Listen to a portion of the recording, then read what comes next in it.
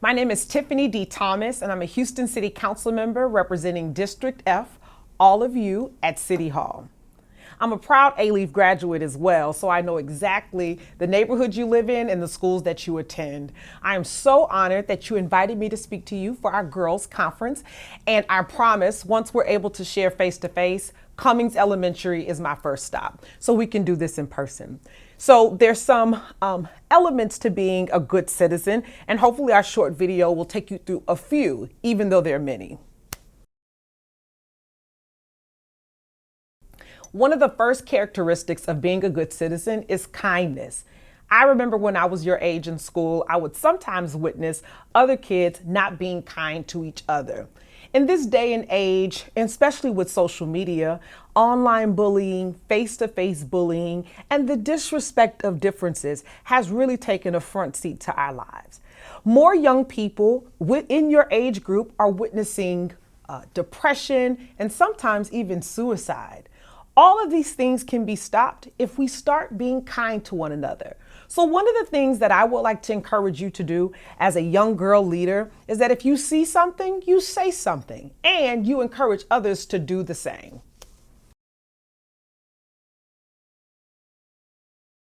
The second characteristic of being a good citizen is responsibility. And at your age, I'm sure your parents are talking to you about what responsibility looks like in your home and in your school with homework and with your chores. But I want to let you know that you have a broader responsibility to the community. Yes, even you at your age. I remember when I was your age again, and my friends and I would help clean up the neighborhood, or we would volunteer for organizations or with our church. You have a responsibility, just like adults, to make sure that our neighborhoods are safe, that our families are safe, and that people are doing right by each other. So remember, responsibility.